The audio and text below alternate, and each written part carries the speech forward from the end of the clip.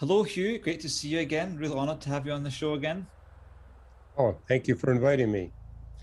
Yeah, it's pretty cold today in Vienna. I keep hearing all this stuff about global warming, but this was not a very global warming year. Our, Well, likewise here in Southern California, but my relatives in Canada, it's warm for them. yeah, our family in Ukraine were still burning wood in May. Can you believe it or not? Got a nice big fireplace over there. Well, what's interesting is Canada is warming about 5 times faster than the rest of the world. I have a sister that lives in central British Columbia. She used to have winters of 35 minus. Says now it rarely gets down to zero. Yeah. So we talked about a year and a half ago. I think was it in the middle of COVID? I can't remember. Should have checked that first Right, time. right in the middle of COVID, right. Yeah. So what have you been doing the last year and a half? Well, I've been doing a lot of writing. I mean, I finished my next book I'm writing on cosmic interior designs. I've been writing a lot of journal articles, had one published in a peer-reviewed journal just recently. And every week I write 2 blogs. So I've been keeping busy. And COVID's a blessing in the sense that you don't have to travel. So you save a ton of time by not having to travel. Yeah, I guess people that are asking you to speak are not really expecting you to travel up there and you can sort of do your work remotely. Well, what's been a really good blessing is we were getting requests to go overseas. And it's like, that's a major effort. And they said, no, we don't want to do it Zoom. But with COVID, they had no choice. Mhm. And so this past year, almost all of our speaking has been overseas.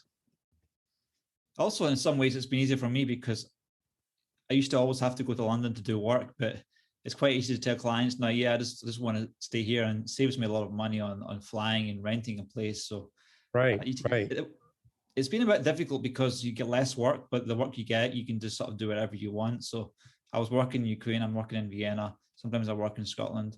So, but I mean, I'm ready to get back in the office because I'm a person who likes change. I find it harder to sort of sit in the same place all for months on end.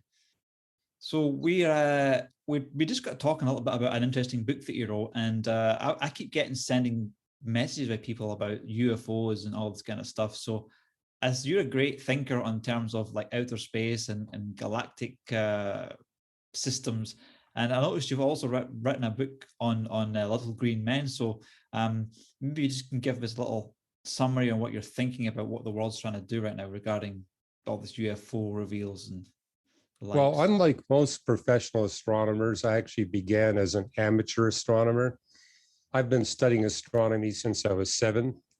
And during my teenage years, I was a director of observations for the Astronomical Society in Vancouver, British Columbia.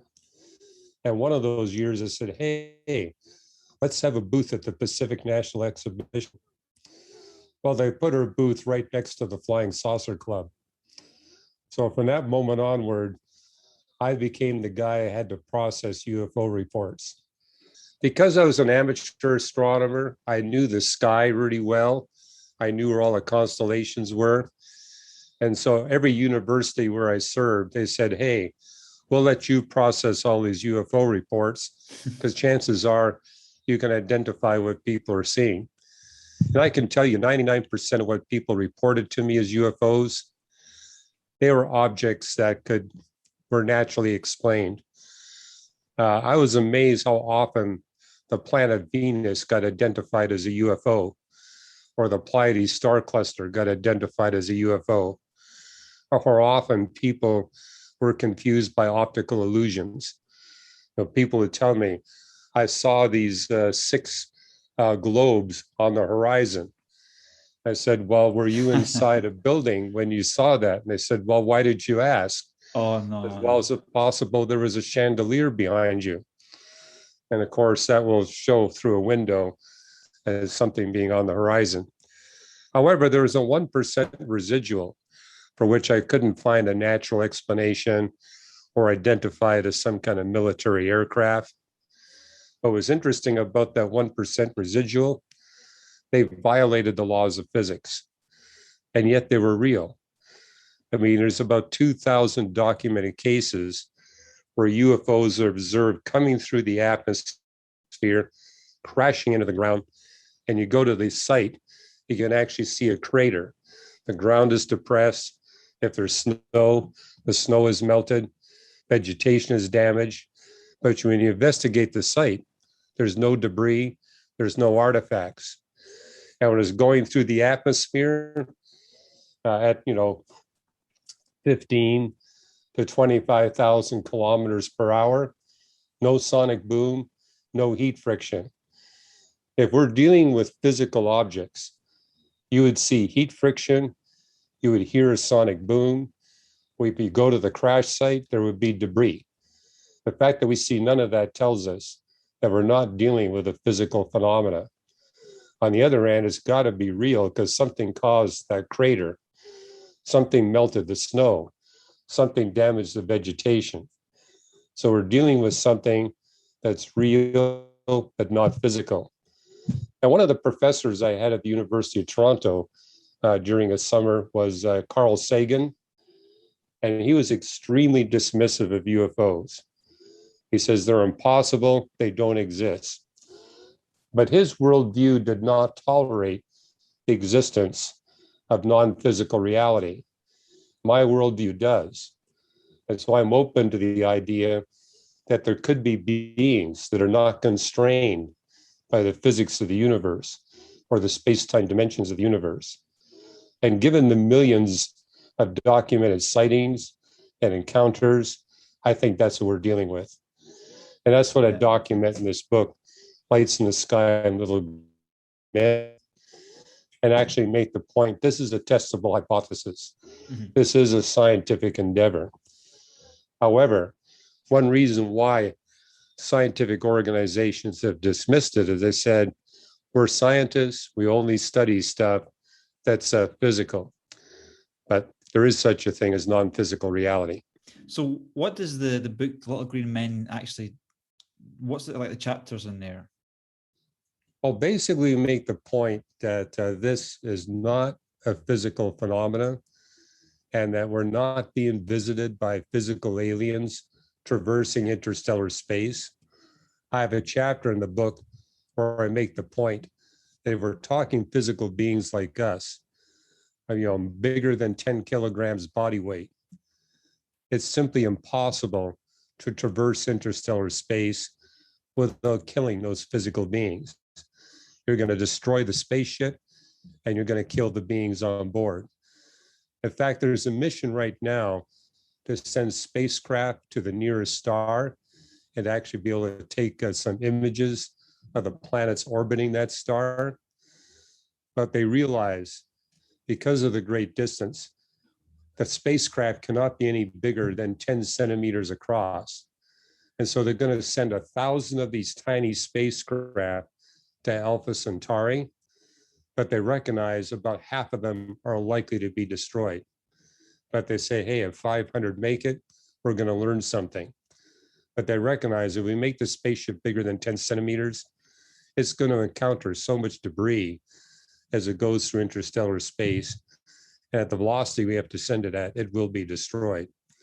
But that eliminates the possibility that beings like us could ever visit another planetary system. On the other hand, we are being visited by something. Something's causing those craters. And again, I mentioned earlier, my worldview tolerates the existence of non-physical reality.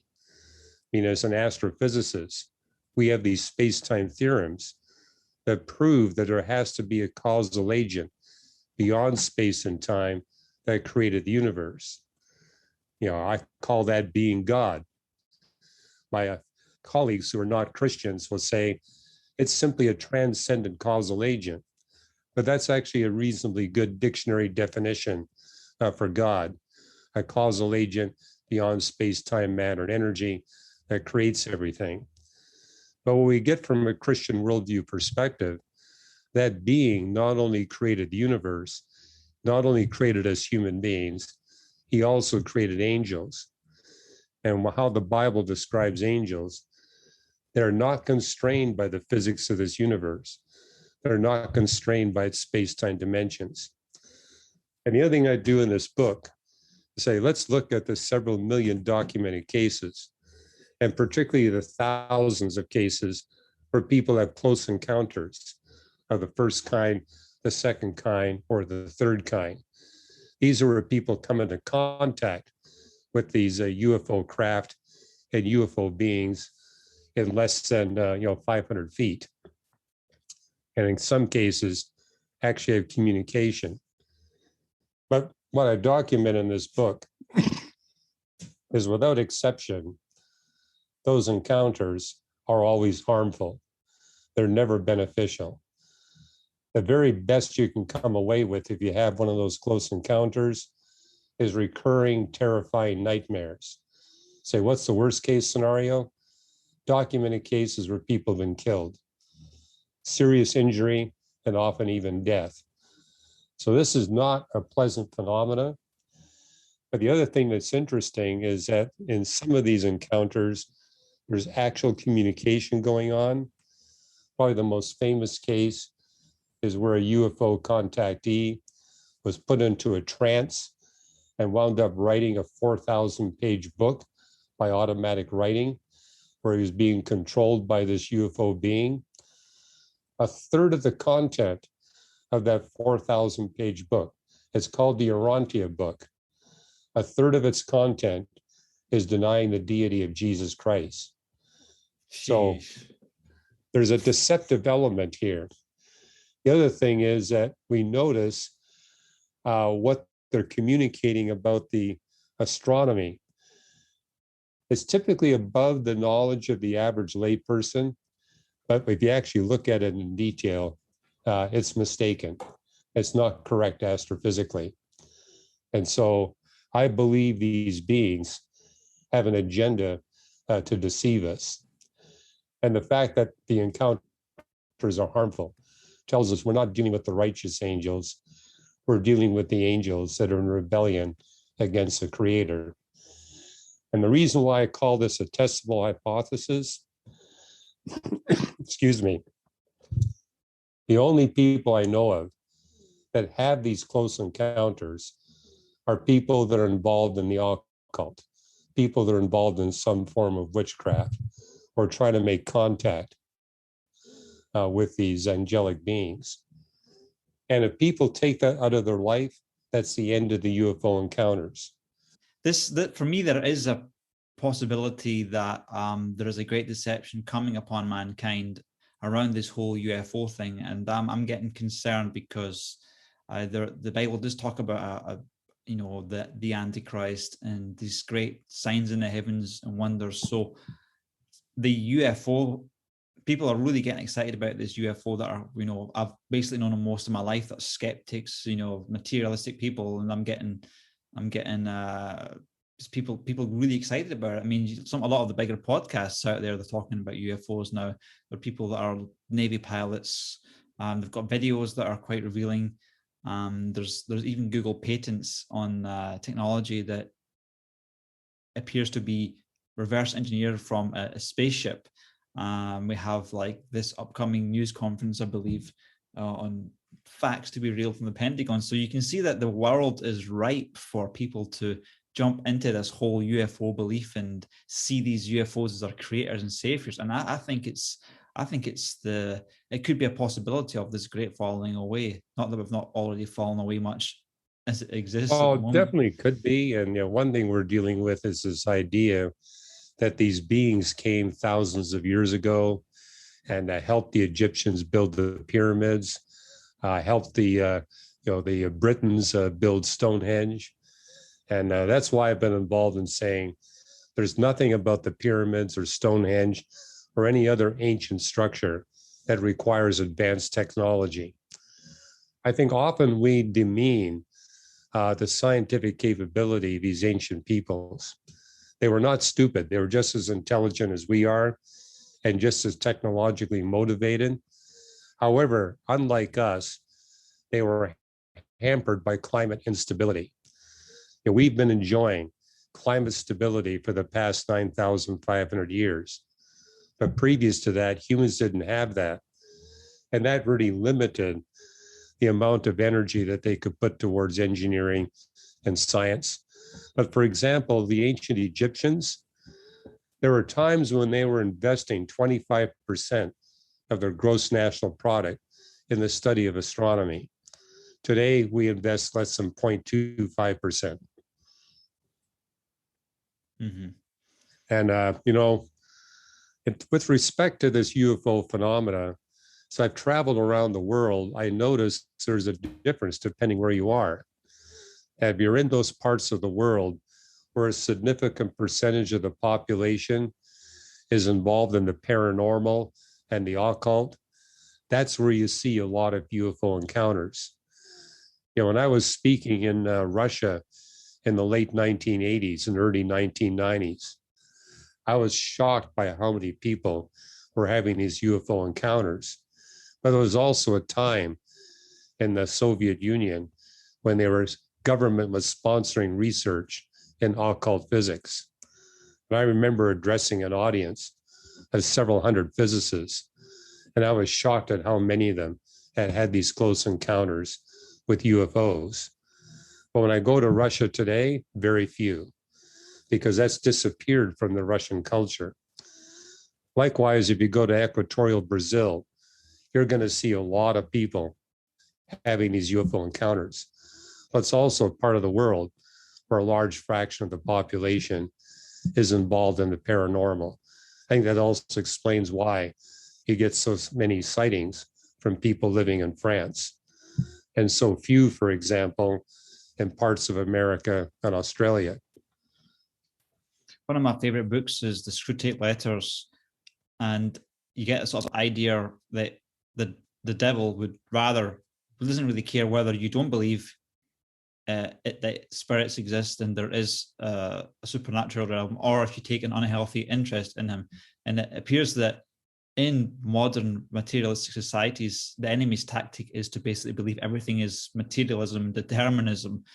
And so it would be dangerous for Satan and his cohorts to reveal there is a supernatural realm to materialistic people, because they might start thinking maybe there is a God, maybe there isn't. But if it's just materialism, determinism, then of course people will probably continue to believe that lie. But of course, in occult places, like you says, people are not surprised. So why not get an unhealthy interest in Satan doesn't matter where you end up, how you end up in hell, basically, as long as you end up there, whether you don't believe in God and whatever, or whether you just take an unhealthy interest in.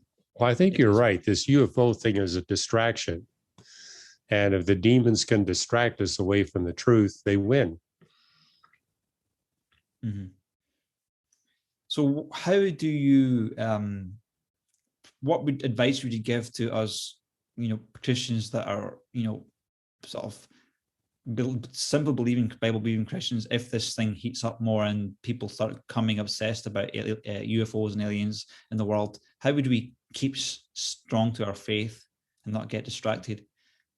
Well, this is a phenomenon that's been with mankind since the beginning, so it's not new.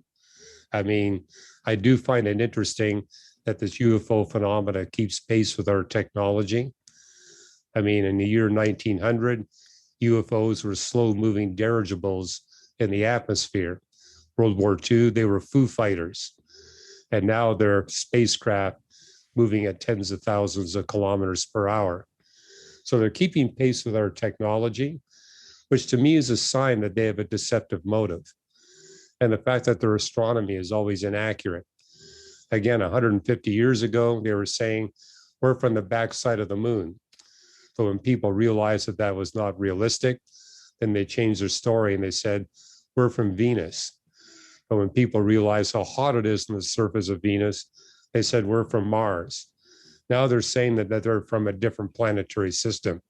So the fact that they keep changing their story and the fact that they manifest themselves with apparently increasing technology tells us there's a deceptive motive here. And, the governments of the world are going to be releasing a lot of classified data on UFOs. But I'm predicting that what they're going to be releasing is simply similar to what's already been released. There's going to be nothing new.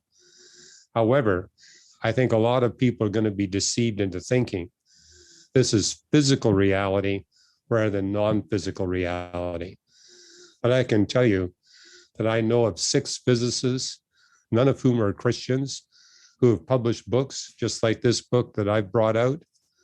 But what we all agree on is whatever's behind this UFO phenomena is identical to what we see behind witchcraft and demonology. Mm-hmm. These are non-Christian physicists that are drawing the same conclusion that I'm drawing.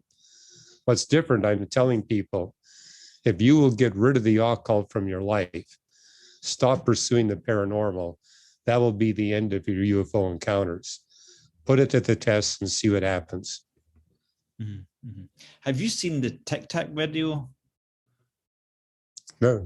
What was that again? Commander David Fravor of the US Navy, they've got these new sensors on airplanes, and they saw this thing that was flying really low to the water, and it was doing some insane accelerations, and it could move apparently with no caring about the air resistance, and it could pivot 90 degrees, and they called it like the tic-tac. That's pretty much the most famous thing right now. I don't know if you've heard of that one. No, I have, and it's another example where they're violating the laws of physics. If they're violating the laws of physics, we're dealing with something that's not physical. I mean, objects just can't accelerate that fast without encountering heat friction, without there being a sonic boom. The fact that we're not seeing that. And I think people are being impressed. Hey, we got photographs. These things show up on radar.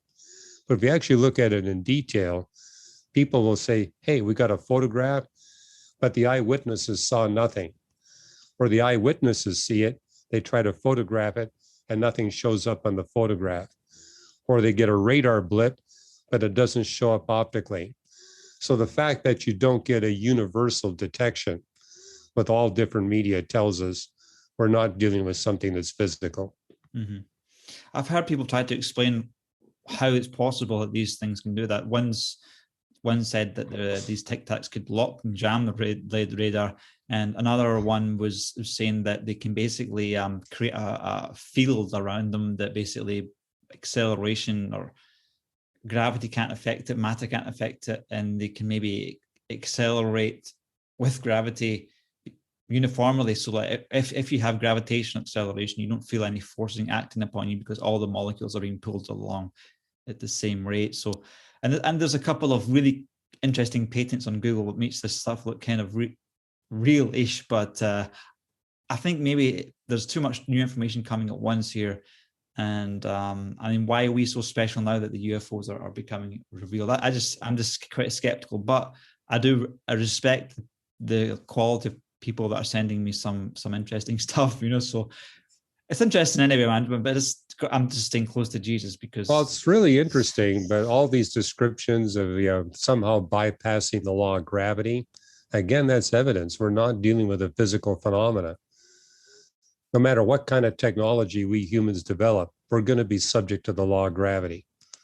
You're not going to get around that. The law of gravity pulls everybody down, whether you like it or not. Mm-hmm.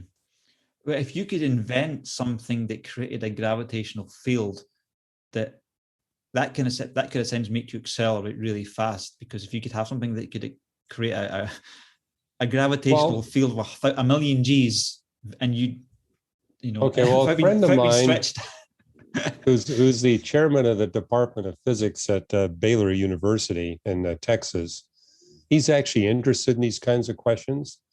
And so he's calculated, for example, could we actually build a spaceship that would go faster than the velocity of light?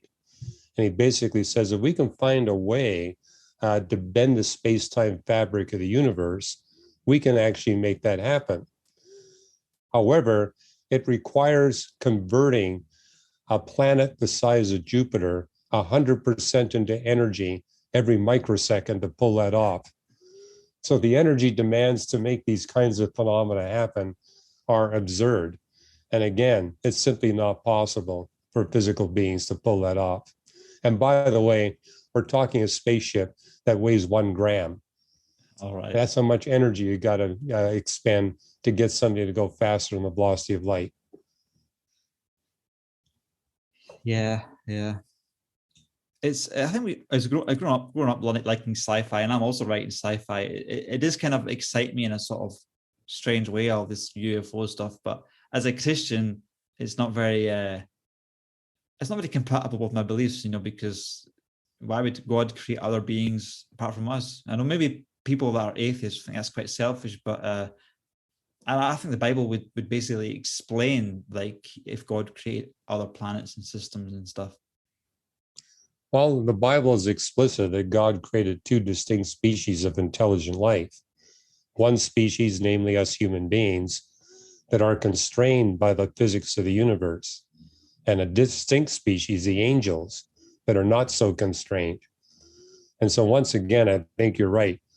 The strategy of the evil angels is to convince us there's nothing supernatural going on, or they take the opposite extreme, that they're everywhere and they're in control of everything, and hence they generate a huge amount of fear. It's one extreme or the other. Mm-hmm. Looking at nature, we've talked about nature before as evidence of God's existence. I think it takes a real act of the will to look at a sunrise and trees and nature and animals, and to just believe that it evolved.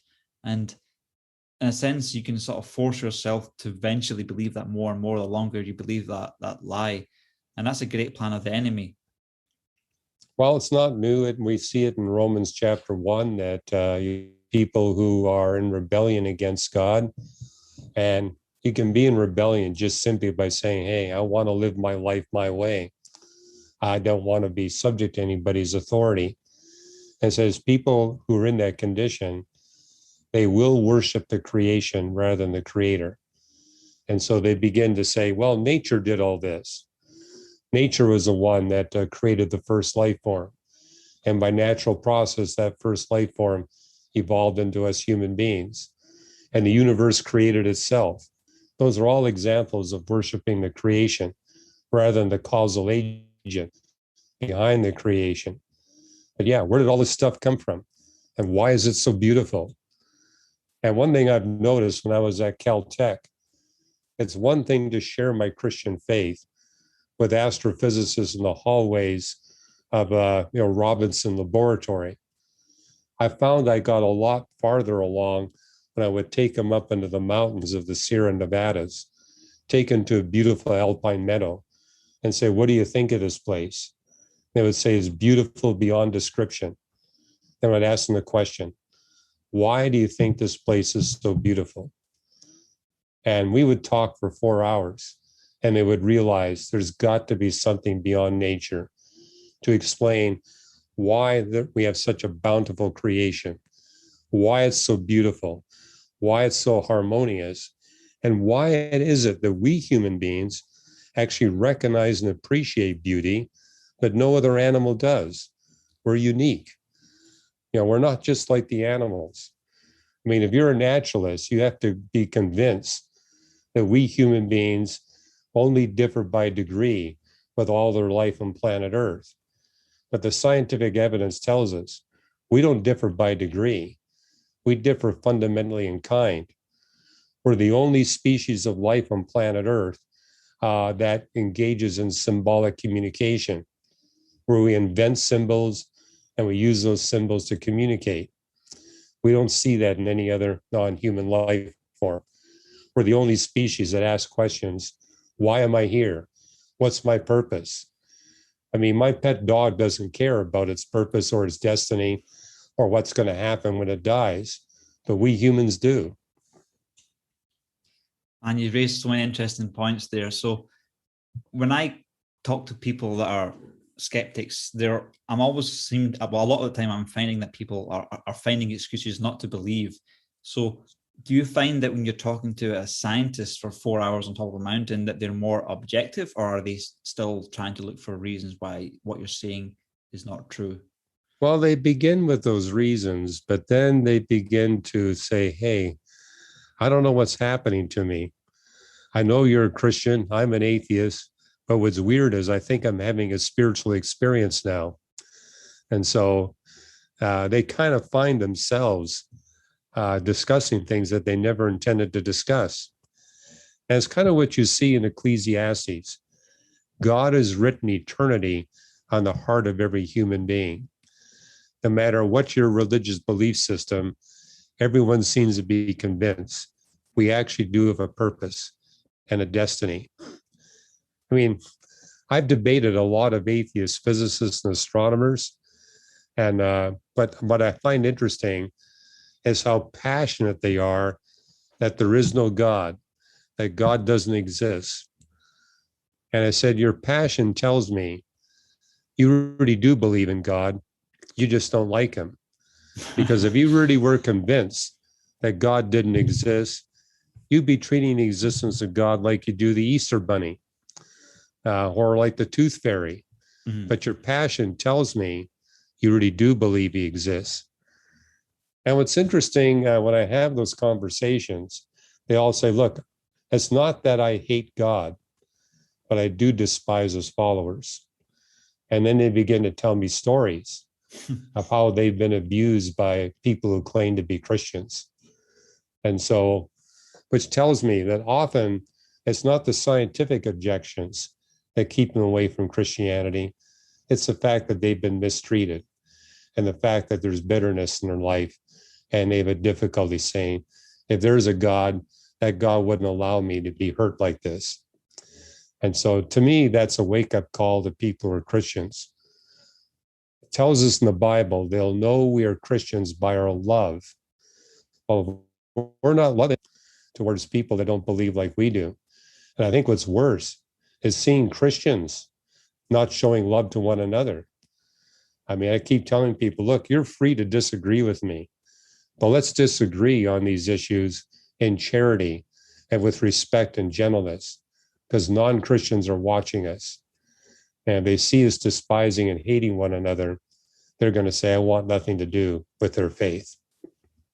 Yeah, it was love among believers that really, as a teenager, I saw it made me attracted to Jesus.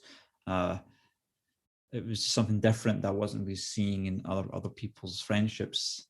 So when I want to go back to this point in the mountain where we're talking to the scientists, and for me it's interesting because scientists are better than the non-scientists at describing phenomena and coming up with equations and ways to describe things in paper. Very good at communicators.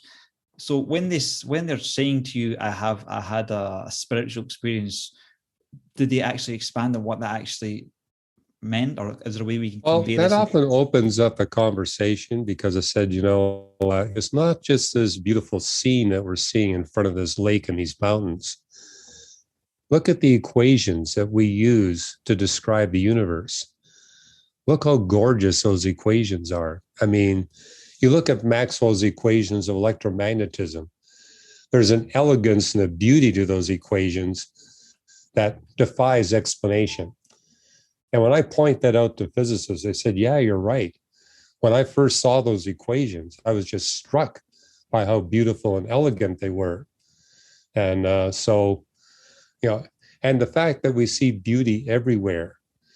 And it was a British theologian that I met, Thomas Torrance, who told me before he passed away that when he engages physicists, he simply talks to them for 20 minutes about the ubiquitous nature of beauty. I mean, you look at these spiral galaxies, and my colleagues in the scientific literature refer to these spiral galaxies as grand design galaxies. They recognize a grand nature about the spiral features of these galaxies. And you look at our galaxy, and it's the most elegant and beautiful of all the spiral galaxies we observed. And so just bringing up those questions. And if beauty is really an elegance, is ubiquitous throughout all of nature, and particularly in the mathematics and the physics, then there must be a being that likewise appreciates beauty and elegance and harmony. Mm-hmm.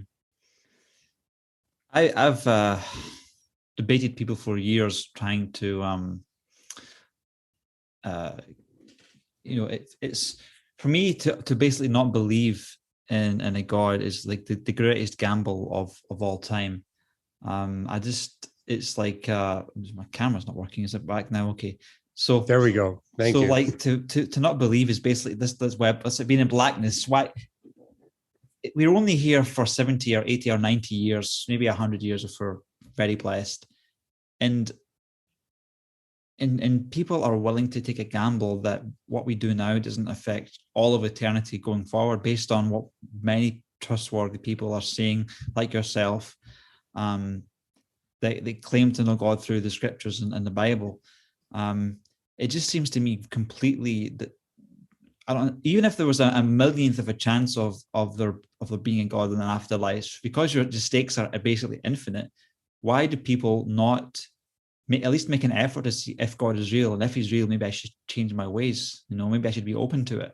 But for me, most of the people I talk to, it's just I love what I'm doing. You're talking rubbish, and that's it. And some of those people, some of them pass on, and there's no second chances. Well, I often talk to scientists and say, would you agree with me that Blaise Pascal is one of the greatest scientists that ever lived? And they would say, yes, I do agree that is the case. Blaise Pascal, one of the greatest scientists that ever lived. And he was the one that wrote down what he called what's now referred to as Pascal's wager. Namely, okay, if there is no God and I pass, I have the same end as anyone else who doesn't believe in God. We basically cease to exist. But if there is a God and we pass away, then we're going to be meeting a judge, and we're going to be evaluated by that judge. And there are consequences. As you point out, there's enormous consequences if there is a God. If there is no God, the consequences are the same for everybody. But if there is a God, there's going to be a difference. And so Pascal was the one that said, given the nature of what's going to happen if there is a God, you'd be wise to prepare for that. And, what I often share with my students as a professor, if you only got one chance to pass the test, you're going to be serious. You're going to study for that. But for example, when I was at the University of Toronto, they said, you need to have a reading knowledge of German, but you can take this multiple choice test on German as many times as you want. We don't care how many times you take the test. Well, did any of us study? No, we just kept taking the test over and over again. And statistically, it reached a point where you were going to pass. By the way, I actually learned some German in the process just by taking the test over and over again. But if I knew I had only one chance to take the test, I would have studied. I would have studied very seriously. And given that we have only one chance to demonstrate our worth and virtue here on earth, we need to take this life very seriously. There's not going to be a second chance. And I think that's a deception I see in Hinduism, where they say, hey, you're going to be reincarnated. Don't worry if things don't work out in this life. You're going to have an infinite number of chances. But when we look at the physics of the universe, we know it's temporal. A heat death is coming. The universe is not eternal. Things are going to end. Matter of fact, it won't be long before our star of the sun is going to be too hot for any kind of life to exist here on Earth. So things are temporal from the perspective of this universe. But why is it that all of us human beings seem to be persuaded that something's going to happen after we die, that this life here on Earth isn't all of it? Why is it that the most committed atheists are convinced that they have value and purpose and meaning? I mean, if there is no God, and if these 70 or 80 years is all there is, then our meaning and purpose is no greater than it is for a speck of dust in the universe. So why are we so focused on purpose and meaning and destiny if we're no better off than a speck of dust orbiting our moon? It's an interesting question. I've had quite a lot of similar debates. But some people might say, why does there need to be a God to have meaning? Well, if there is no God and our lives are temporal, then, as it says in the book of Isaiah, if there is no God, you might as well eat, drink, and be merry, for tomorrow you die. And so, again, from that worldview perspective, the only value in life is temporal pleasure. But very few people live their lives that way. I mean, I know very committed atheist scientists. They don't really engage in much pleasure. They're all focused on putting out these research papers. And, they work around the clock doing their research. But hey, if there is no God, if there is no afterlife, then all of your research is totally meaningless. But they don't believe that. They really believe there's meaning and purpose to what they do. They believe there's actually some value in the relationships they have with their family. But if there is no God and this life is all there is, all of that is utterly meaningless. There's no reason to be moral. You might as well cheat and take advantage of your fellow man because, there is no ultimate morality or truth or value. Yeah. Because if you sort of boil it down to like the two camps, so one camp is you pretty much determinism. Everything is basically the result of the laws of physics and chemistry and matter. And no matter what you live like in your life, eventually it's just matter. Nothing's changed. It's just conservation of matter and energy. But if you have a worldview like we have, we believe that God actually writes down in a book that all the days of your life before you've lived them. So in a sense, everything you've done will be remembered for all time. So that in a sense is meaning. Well, it's not only the case that God has written eternity on the heart of every one of us, he's also written a moral law upon our heart. I find no matter where you go in the world, no matter what culture you engage in, they agree on a basic morality that we shouldn't kill one another. We shouldn't commit adultery. We shouldn't steal from one another. Where does all this morality come from? I don't see that in the animals. The animals aren't concerned about morality, but we humans are. We're concerned about justice. And so where does that come from? And why is it that every human being seems to have the same law? If there's no lawgiver, why this ubiquitous law? Yeah, I think the conscience is something that evolutionists would try to explain as a way to improve the species. But if that's the case, then why bother punishing it? Why bother punishing anything? Because everything is just or then you could say, well, prisons are part of evolution as well to protect the species. So it's like evolution can explain everything, but I don't think it can really do a fair job. Evolution can't explain it. I mean, again, I can go back to Blaise Pascal. One of his writings was, one of the unique features of human beings is that we're despicable beyond description. Right. And we're virtuous beyond description. It says, how do you explain altruism where a human being will sacrifice his or her life for another human being that they have absolutely no relationship to, and where there's no possibility for the human ever benefiting any of their relatives or friends? Or how do you explain the actions of an Adolf Hitler or a Joe Stalin that would do harm to other people where it actually came back and harmed themselves? I mean, you look at Joe Stalin killing off 20 million Russian intellectuals and his best generals. I mean, that really came back to hurt him. And even during World War II, he was killing off people that really could have really given him some help. And likewise with Adolf Hitler.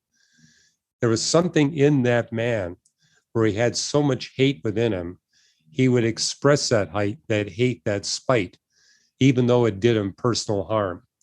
And so how can you explain that from a Darwinian perspective? I mean, if it's survival of the fittest, there would be no spite in the world, but there'll also be no altruism. And so the fact that we are, virtuous beyond natural possibility, at the same time, there are people amongst us who are spiteful beyond any naturalistic explanation. Yeah, I think people that have tendency to self-harm, whether it's, food addiction or just chronic gaming. In a sense, that doesn't really fit this idea like we have evolved to do what is best for the species, because I know a lot of people that are basically doing a lot of self-harm basically based on their appetites. And I'm not saying it's easy, because we have so much addictions and temptations around us that we've never had before.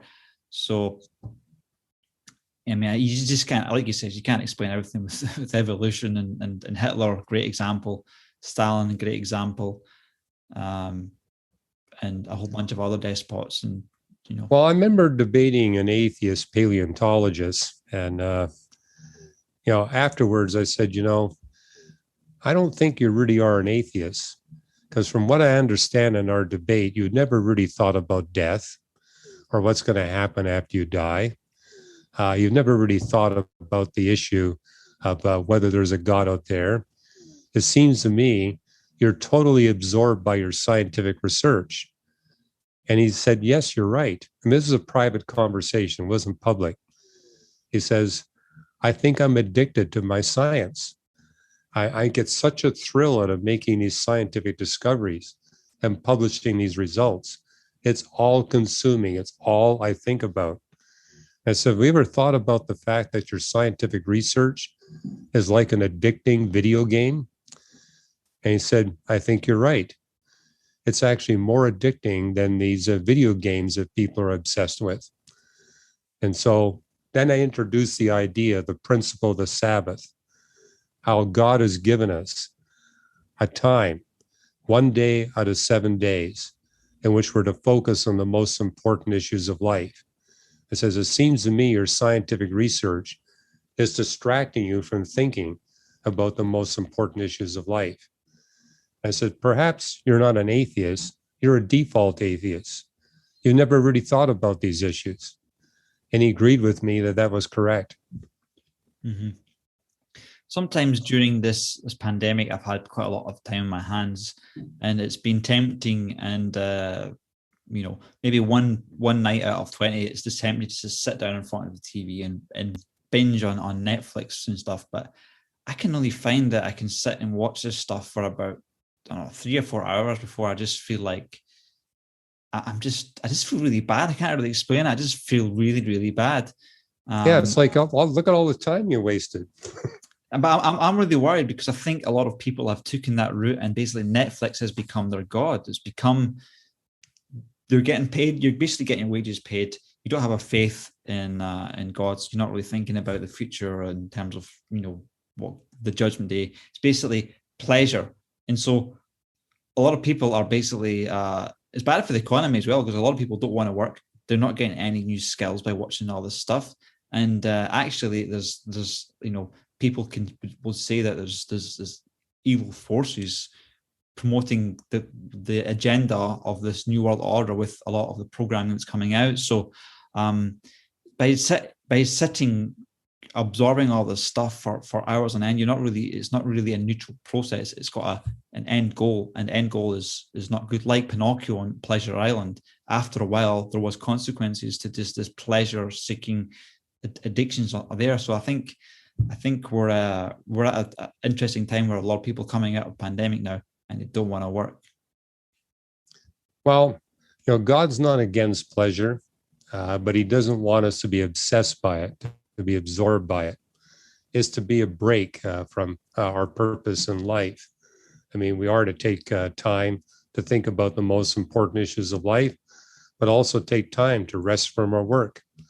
So I don't think he's against pleasure, but this idea of binging on Netflix for hours on day and days on end, that can be a problem. And one thing that concerns me about coming out of this pandemic is that happened 100 years ago. We had a pandemic that lasted 1.5 years in 1918 and 1919. What happened afterwards? You had the Roaring 20s, where basically you had a significant fraction of the population that basically ran wild. They've been cooped up for a period of more than a year. And I think that's going to happen to us again, that people have been cooped up and, hey, they got cabin fever, and they're going to kind of let things loose.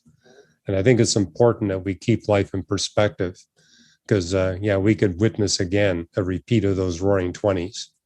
What do you think that could look like different compared to what it was in the 20s? Well, I think what's different about the roaring 20s of the 21st century that could happen compared to the 20th, we got a lot more technology and we got a lot more wealth. People have a lot more possibility of expressing their wild nature than they did 100 years ago. So we'll see what happens. I mean, I'm kind of looking forward to travel again myself. I mean, before the pandemic, I would make sure that I had a couple of weeks of mountaineering to get under my belt because I just love being in these beautiful mountains, and I hadn't been able to do that. So, however, coming out of the pandemic, I realized it's not going to be easy to get those places. Everybody wants to kind of, go out there. And so I think there's going to be a huge boost in airline traffic because people have said, hey, I've been cooped up. It's time to let loose again. So I'm really looking forward to meeting people like yourself and doing a tour of America because I've just made all these new friends and I absolutely love you all. And I just can't actually go and physically meet you because it's been impossible to travel. And I can't wait. And meeting people and seeing what God does, and whether it's a podcast, just going out for a curry or a steak, I'm looking forward to the future, man. Oh, I am too, but I'm a little bit concerned that just like with the roaring 20s, we're going to have a lot of inflation. And so I might not have the money to go to all the places I want to go to. We'll see. Yeah, I follow the markets probably too much.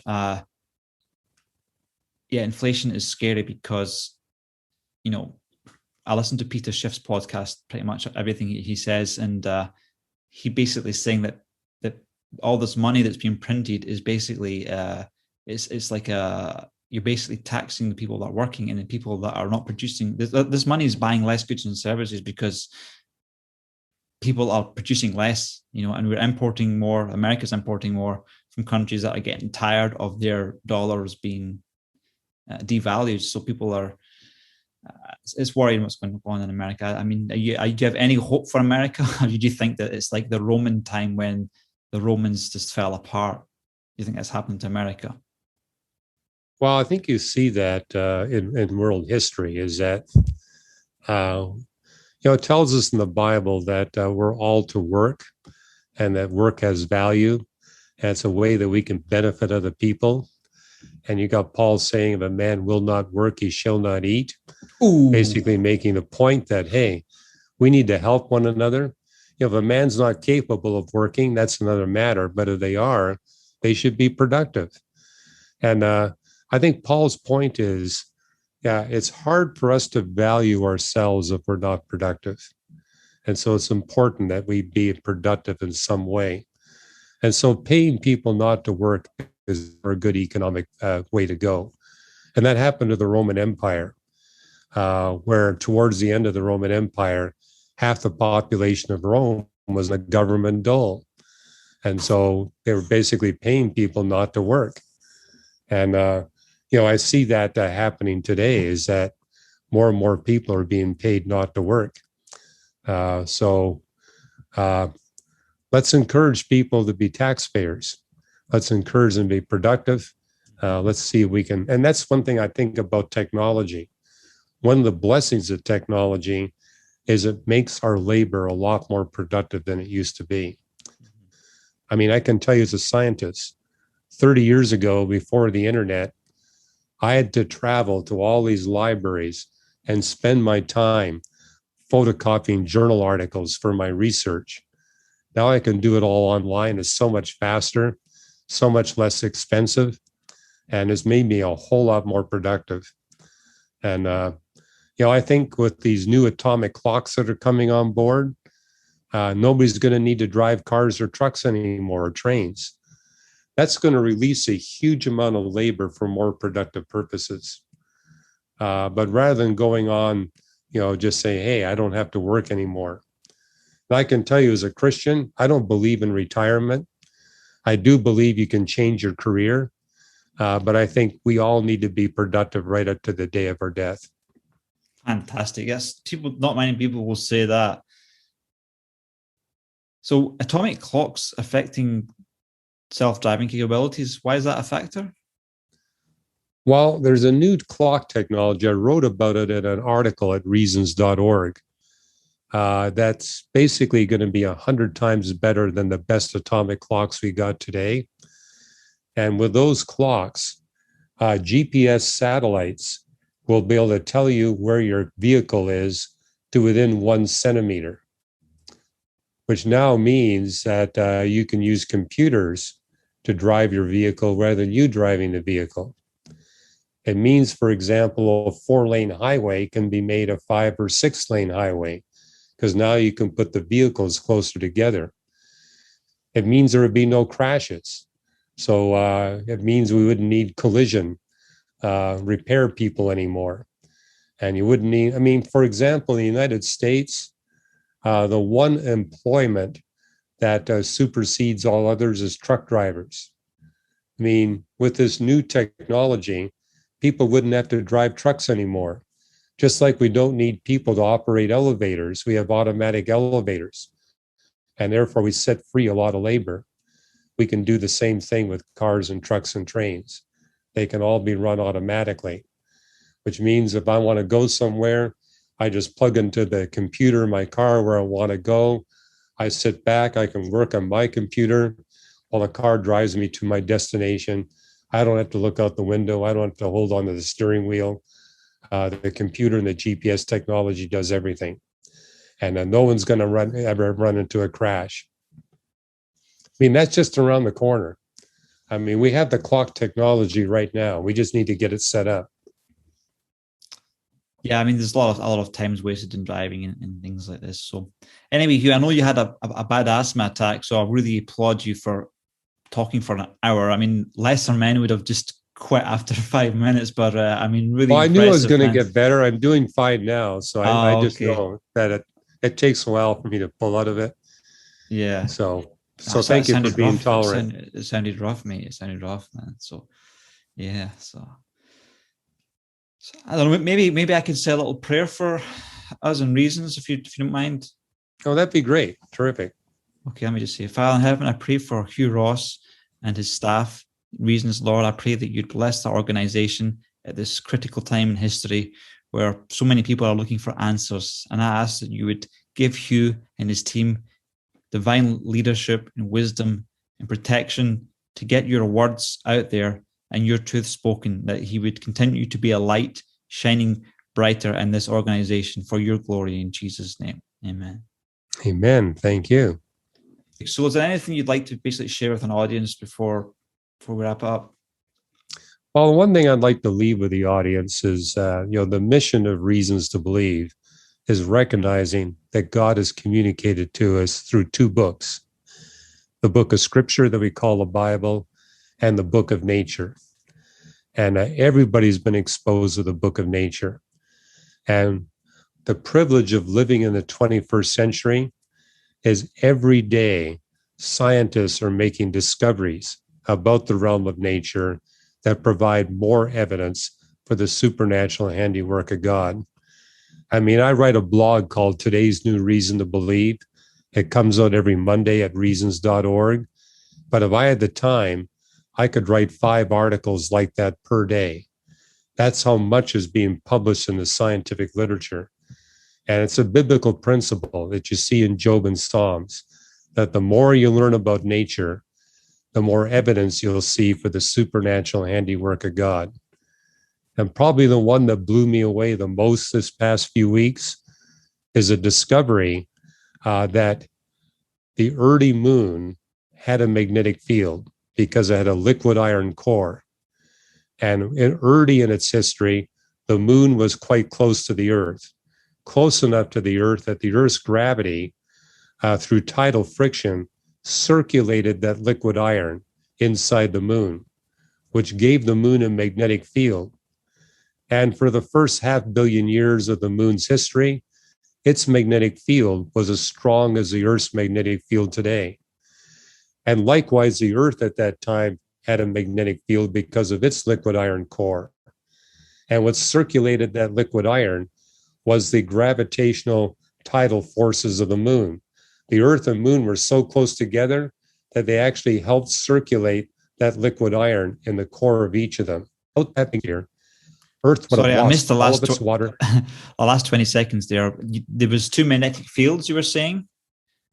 Right.